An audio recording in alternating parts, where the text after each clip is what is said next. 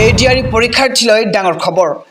কোনো কাৰণতে অসৎ পন্থা অৱলম্বন কৰিব নোৱাৰিব এইবাৰ পৰীক্ষাৰ্থীয়ে।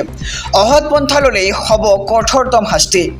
নিযুক্তি প্ৰক্ৰিয়া স্বচ্ছ আৰু নিকা কৰাৰ বাবে আনিছে এই কঠোৰ আইন। 29 ছেপ্টেম্বৰত হ'ব এডিআৰইৰ দ্বিতীয়টো পৰীক্ষা আৰু পৰীক্ষক ব্যৱস্থাপক সকলোৰে বিৰুদ্ধে গ্ৰহণ কৰা হ'ব ব্যৱস্থা আৰু পৰীক্ষাত নকল কৰিলে 3 বছৰ পৰ্যন্ত জেল হ'ব আৰু ন্যূনতম 1 লাখ টকাৰ জৰিমনা বিহিব এইবাৰ চৰকাৰে আৰু জৰিমনা আদায় নিদিলে 3 মাহৰ কাৰাদণ্ড বিহা হ'ব আৰু নকলৰ সৈতে জড়িত পৰীক্ষাৰ্থীয়ে 2 বছৰৰ বাবে দিব নোৱাৰিব কোনো নিযুক্তি পৰীক্ষা। ই-ৰিক্সাক লৈ আহি গ'ল ডাঙৰ খবৰ। এতিয়াৰ পৰা য'তে ত'তে ৰখাব নোৱাৰিব ই-ৰিক্সাসমূহ। তিনিআলি বা চাৰিআলিত মন গ'লে ৰখাব নোৱাৰিব ই-ৰিক্সাসমূহ। তিনিআলি আৰু চাৰিআলিৰ পৰা 10 মিটাৰ দূৰতহে উঠোৱা বা নমোৱা কৰিব পাৰিব যাত্ৰীসমূহক আৰু 1 মিনিটৰ ভিতৰত উঠোৱা নমোৱা কৰিব লাগিব যাত্ৰীক আৰু যাত্ৰীৰ পৰা ই-ৰিক্সাৰ চালকে ল'ব নোৱাৰিব অতিৰিক্ত ভাড়া আৰু প্ৰথম কিলোমিটাৰত 10 টকাতকৈ অধিক ল'ব নোৱাৰিব ভাড়া আৰু পৰৱৰ্তী প্ৰতি কিলোমিটাৰত 5 টকালৈকেহে ল'ব পাৰিব ভাড়া আৰু কোনো ধৰণৰ নিচাজাতীয় দ্ৰব্য সেৱন কৰিব নোৱাৰিব ই-ৰিক্সা চালকে আৰু নিচাজাতীয় দ্ৰব্য সেৱন কৰিলেই চলাব নোৱাৰিব বাহন আৰু 5 জনতকৈ অধিক যাত্ৰী কঢ়িয়াব নোৱাৰিব এতিয়া ই-ৰিক্সাসমূহে আৰু চালকৰ কাষত বহুৱাব নোৱাৰিব অন্য যাত্ৰীক। আৰু নগাঁও জিলা পৌৰসভাই ই-ৰিক্সাক লৈ বান্ধি দিলে এই নিয়ম আৰু এই নিয়ম অতি শীঘ্ৰেই ৰাজ্যৰ আন জিলাতো কাৰ্যকৰী কৰা হ'ব আৰু নিয়ম নামানিলে বিপদত পৰিব ই-ৰিক্সাৰ চালক অথবা মালিক আৰু আন জিলাতো এই নিয়ম প্ৰযোজ্য হোৱাৰ সম্ভাৱনা দেখা গৈছে আৰু ই-ৰিক্সাক লৈ আহি গ'ল ডাঙৰ খবৰ। আমি খবৰটো জনাইছোঁ SB অসম মিডিয়াৰ সমূহ দৰ্শকক। দুৰ্গা পূজাৰ পূৰ্বে মোদী চৰকাৰে কৃষকক দিলে ভাল খবৰ। পূজাৰ পূৰ্বে কৃষকৰ একাউণ্টত জমা হ'ব 2000 কোটি টকা। PM কিষাণ আঁচনিৰ হিতাধিকাৰীসকলৰ বাবে আহি পৰিছে ভাল খবৰ।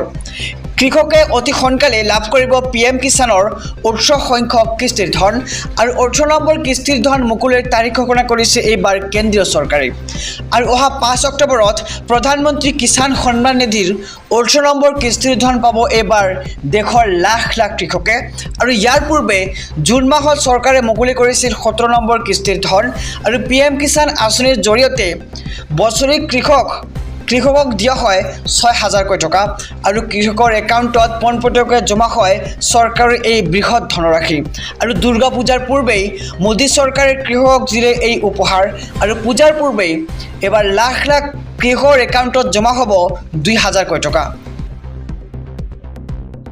দুৰ্গা পূজাক লৈ SOP জাৰি, চান্দাত নিষেধাজ্ঞা, ইয়াৰ লগতে পেণ্ডেল নিৰ্মাণৰ বাবে লাগিব NOC। দুৰ্গোৎসৱৰ সময়ত গুৱাহাটীত প্ৰশাসনৰ 37টা নিৰ্দেশনা জাৰি। পূজাৰ সময়ত নিৰাপত্তা আৰু সুৰক্ষাৰ বাবে এই নিৰ্দেশনা এইবাৰ প্ৰশাসনৰ। বলপূৰ্বক চান্দা সংগ্ৰহত নিষেধাজ্ঞা জাৰি কৰিছে এইবাৰ জিলা প্ৰশাসনে।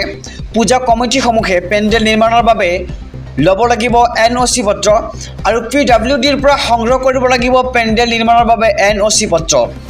লগতে জৰুৰীকালীন অৱস্থাৰ বাবে ৰাখিব লাগিব চিকিৎসক আৰু চিকিৎসাকৰ্মী, পৰ্যাপ্ত পৰিমাণে মহিলা আৰু পুৰুষ স্বেচ্ছাসেৱক নিয়োগ কৰিব লাগিব আৰু পেণ্ডেলত অগ্নি নিৰ্বাপক সামগ্ৰী মজুত ৰাখিব লাগিব আৰু পৰিষ্কাৰ পৰিচ্ছন্নতা আৰু খোৱা পানীৰ যোগানৰ ওপৰত গুৰুত্ব দিব লাগিব এইবাৰ পূজা কমিটিসমূহে আৰু মণ্ডপৰ পৰা 100 মিটাৰৰ ভিতৰত কাৰ পাৰ্কিঙত নিষেধাজ্ঞা জাৰি কৰা হৈছে আৰু ইয়াৰ লগতে নিশা 10 বজাৰ পিছত উচ্চস্বৰত মাইক বজোৱাটো নিষেধাজ্ঞা এইবাৰ প্ৰশাসনৰ।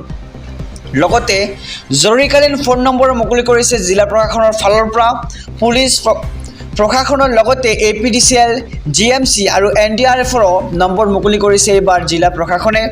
GMC কণ্ট্ৰলৰ নম্বৰ দুটা হৈছে 8811007000 আৰু ইয়াৰ লগতে আৰু এটা নম্বৰ মুকলি কৰা হৈছে, নম্বৰটো হৈছে 7739003001 আৰু দুৰ্গোৎসৱৰ সময়ত গুৱাহাটীত প্ৰশাসনৰ 37টা নিৰ্দেশনা জাৰি কৰা হৈছে।